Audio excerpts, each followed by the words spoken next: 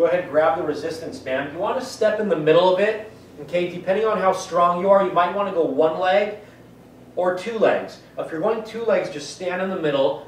If you're going one leg, just put it how she is. Here we go. Step on it in the center of your foot, shoulders back and down, chest up. Now you want to lead with your elbows upward, not with your hands. You want to keep your hands by your side, by your hips.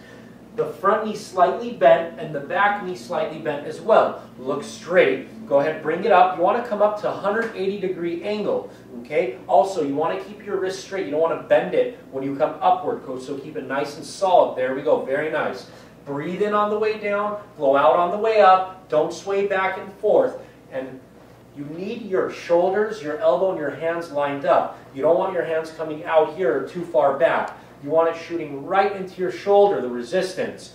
You want to come up just till your wrists meet your shoulder, 180-degree angle, and you go all the way back down. Keep your elbows also slightly bent, not straight or locked out, with a slight bend so it doesn't put pressure on your elbows.